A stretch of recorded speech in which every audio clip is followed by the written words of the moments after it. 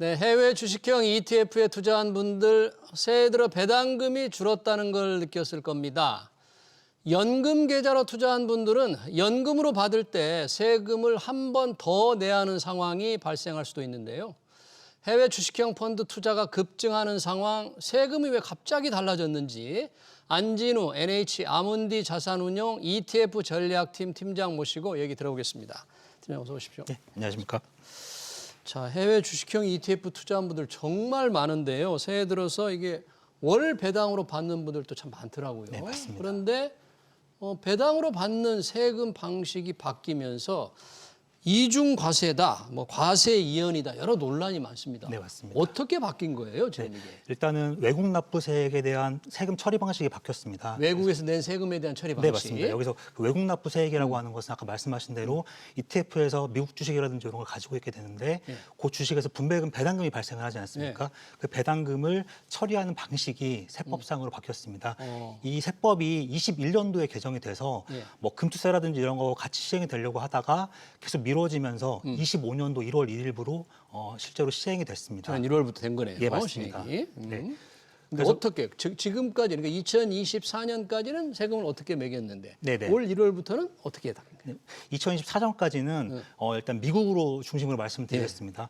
미국에 투자한 주식형 ETF 같은 경우에는 미국 현지에서 발생하는 세금이 15% 정도가 됩니다. 배당금이 나왔을 때 15%를 원천 징수하고 배당 소득세를 15% 떼고 나옵니다. 그다음에 펀드로 들어오는데 이 펀드로 들어왔을 때 우리나라 국세청에서 그 15%를 다시 보전을 해줍니다. 15%를 다 보전해 주는 예, 건 다 보전을 해줍니다. 다 보전해줘요? 그래서 다시 그 배당 분배금 세금을 떼기 전에 분배금만큼을 배당금만큼을 ETF에서 갖고 있게 되고요. 그리고 실제로 배당금이 발생을 했을 때가 아니라 실제로 ETF에서 고객한테 분배가 나갈 때 15.4%의 세금을 떼고 분배가 되게 돼 있던 게 과거의 방식이었습니다. 그러니까 ETF로 미국에서 세금을 낸 다음에 낸 세금을 우리 국세청이 이제 돌려주고 그런 다음에 분배금을 자기가 이제 나중에 받을 때 배당 소득세를 매겼다. 네, 맞습니다. 먼저 떼고 환급해주고 이제 나중에 세금을 매긴다. 예, 맞습니다. 이걸 국세청에서 선 환급해주고 투자자가 후 납부한다고 표현을 했었는데요.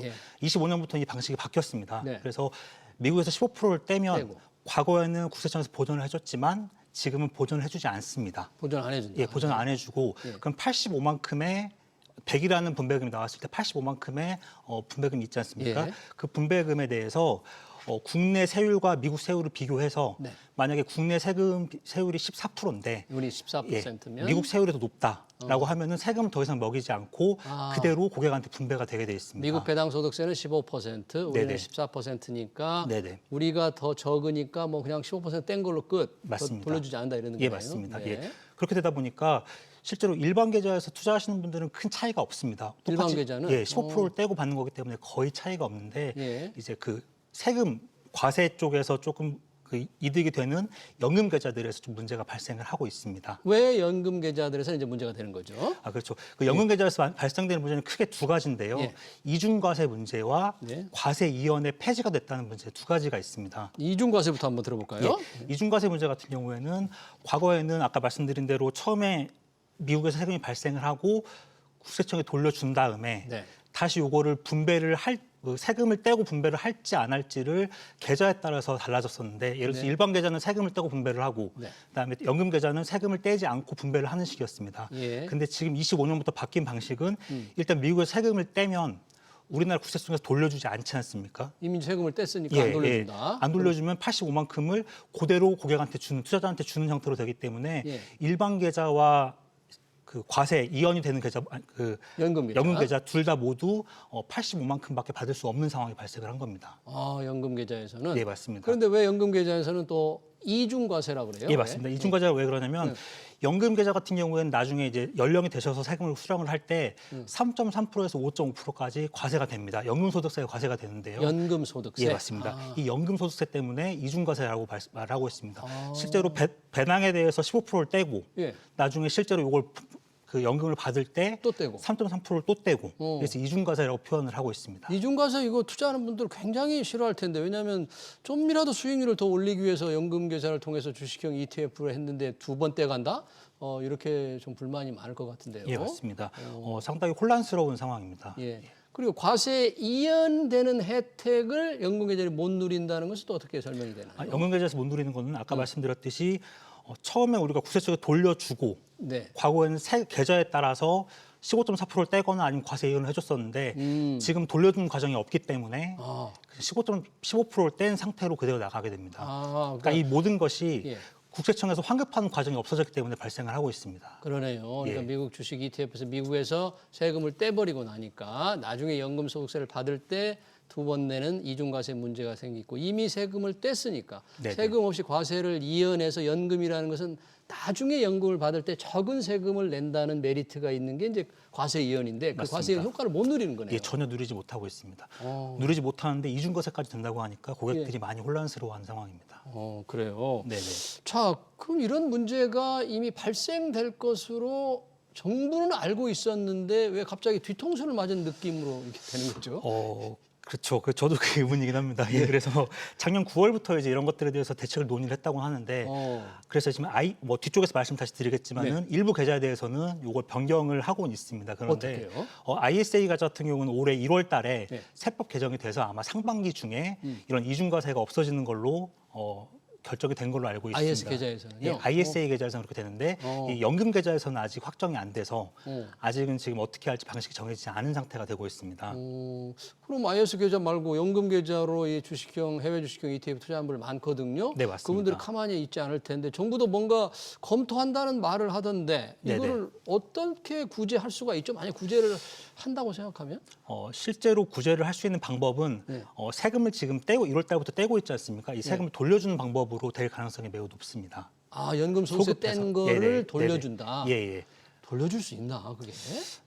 불가능하진 않은 걸로 알고 있습니다. 그래요? 예. 그 세법을 고쳐야 되는 거죠. 예, 세법 먼저 고쳐야 됩니다. 근데 정부가 뭐 세법 고친다 그러면 그게 부지 하세월일 텐데 뭐 올해 되겠어요? 그래서 올해는 지금 힘들 걸로 보고 있고요. 지금 일단 아까 말씀드린 ISA 계좌는 세법이 변경이 되었기 때문에 올해 상반기 중에 전산 개발까지 완료를 한다고 하지만 그 연금 계좌 같은 경우에는 아직 어떻게 할지 정해지지 않았기 때문에 그 논의를 하고 나중에 전산 개발까지 실제로 적용이 된다고 하면은 시간이 꽤 올해 안에는 힘들지 않을까가 업계의 의견이긴 합니다. 그래요. 왜냐하면 연금 받는 사람이 수도 없이 많고 그 연금 받는 형태가 나이마다 다르고 어느 정도 계좌를 유지하느냐에 다르기 때문에 그 전산 개발이 지금 이렇게 정부가 말을 해서 환급해준다 얘기는 하지만 그게 굉장히 복잡할 거거든요. 그렇죠. 특히 세금 같은 경우에는 아까 말씀하신 대로 개인별로 다 다르고 민감한 문제이기 때문에 이 전산 개발 자체도 굉장히 오래 걸리고 이 세법 개정 후에 전산 개발이 보통 들어가기 때문에 그 시간은 꽤 걸릴 수 있을 것 같습니다. 설령 세법 개정을 해서 네네. 받은 세금, 연금소득세를 환급해줘서 이중과세 문제를 해결한다고 하더라도 네네. 이미 미국에서 한번 세금을 뗐으니까 네네. 배당소득세를 과세 이연 효과는 못 누리는 거네. 이중과세는 맞습니다. 해결되지만 설령 이중과세 해결될지 안 될지도 모르지만 설령 한다고 하더라도 그러니까 이중과세 같은 경우에는 일단 해결이 될 거라고 보고 있는 이유가 이중과세는 약간 맞고 틀리고의 문제이기 때문에 이중과세는 해제가 될 것 같습니다. 해제가 될 것 같은데 다만 이 과세 이연 같은 경우는 쉽지 않을 걸로 보고 있습니다. 그러네요. 이러면 아무래도 지금 해외 주식형 ETF 그동안 많이 들었잖아요. 예, 맞습니다. 어느 정도 지금 자산 규모가 돼요? 지금 해외 주식형 중에서도 미국 주식형이 제일 많은데요. 대부분이 지금 미국 주식형에 많이 투자를 하고 있습니다. 미국 주식형 ETF는 약 39.7조가 됩니다. 40조 가까이 되네요. 예, 40조 가까이 됩니다. 그래서 전체 ETF 시장의 한 21.8% 정도를 차지하고 있습니다. 굉장히 많이 늘고 있고요. 특히 미국 주식 같은 경우에는 S&P 500이라든지 나스닥 100 아니면 배당주들, 아니면 테크주들, 아니면 빅테크주들 이런 주식 위주로 많이 투자를 하고 계셔가지고 지금 39조까지 늘어난 상태입니다. 그러네요. 네.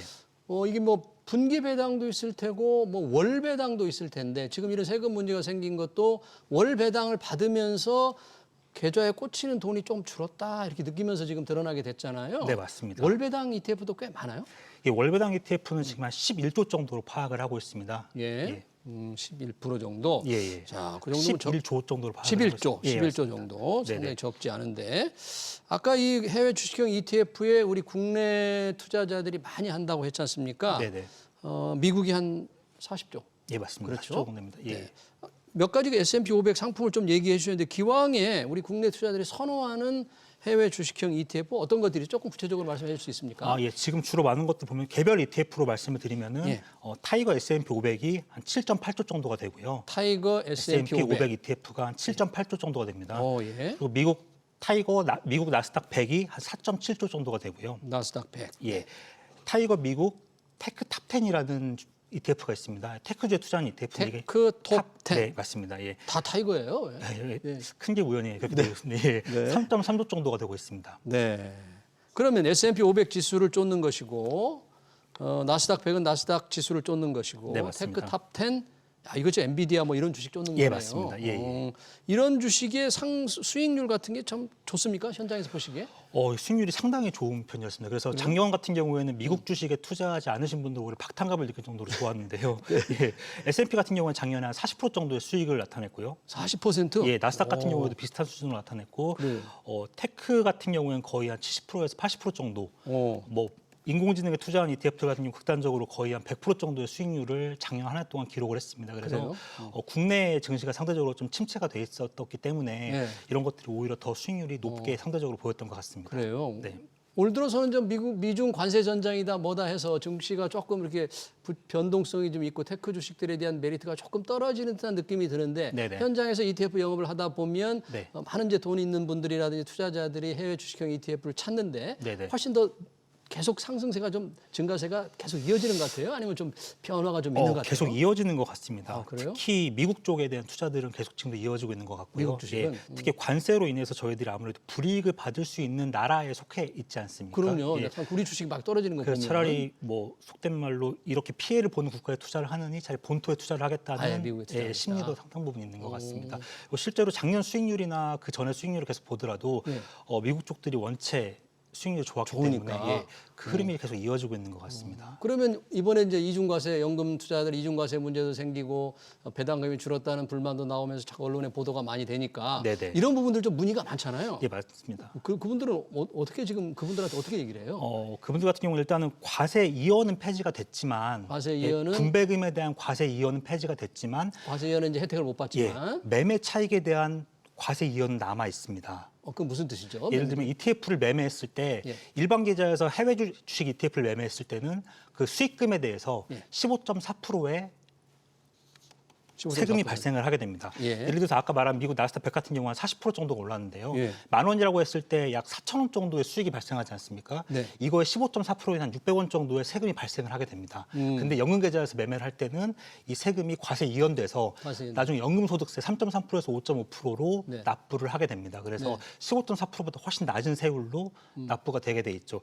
그래서 아까 말씀드린 과세 이연이 크게 분배금에 대한 과세 이연과 분배금과 매매 차익에 대한 과세 이연 두 가지가 있는데 달라요? 예, 다릅니다. 예. 아. 그래서 예를 들어서 미국 그 나스닥 S&P 500 같은 경우는 예. 분배율은 한 1.2%밖에 되지 않습니다. 1.2%? 예, 100이란 자산에 있어서 한 1.2밖에 되지 않는데 예.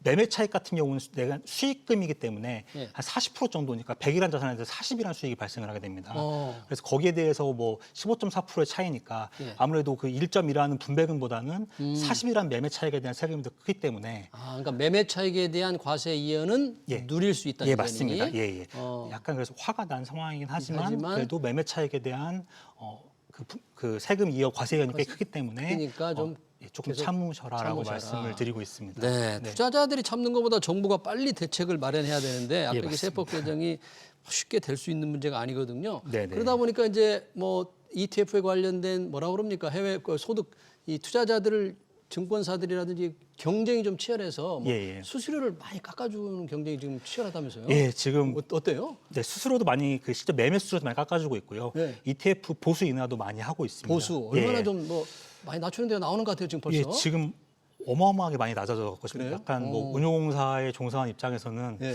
약간 가슴이 아플 정도로 많이 낮아지고 있습니다. 네, 예. 보수를 좀 낮춰야만. 또 네네. 왜냐하면 사실 투자할 때 그 네네. 상품의 투자 수익률도 중요하지만 네네. 이 보수가 수익률에 영향을 미치는 게 꽤 크거든요. 예, 근데 그렇습니다. 투자자들이 보수를 조금 간과하거나 무시했다가는 자기가 받는 수익률의 변화가 크기 예, 때문에 맞습니다. 증권사들도 이런 걸 걱정을 하지 않을 수가 없을 것 같아요. 실제로 운용사에서 미국 사례를 보더라도 S&P 500 ETF가 가장 컸던 ETF가 보수를 인한 ETF한테 순위를 1위를 내주는 상황이 얼마 전에 있었거든요. 아, 보수를 낮춘 곳한테 1등을 뺏겼다? 예, 맞습니다. 그래서 지금 보수 인하 같은 경우에는 투자자 입장에서 상당히 좀 바람직하게 인하를 하고 있는 것 같습니다. 그러니까 투자자들이 꼭 그 상품을 고를 때 네네. 이 상품의 보수가 얼마인지를 반드시 알아야 된다. 이런 걸 좀 영업할 때 자세히 좀 알려줬으면 좋겠더라고요. 예, 맞습니다. 그리고 요즘엔 투자자분들이 더 많이 챙기셔가지고 어차피 S&P 500이라고 하면 같은 종목에 투자를 하게 되는데 예.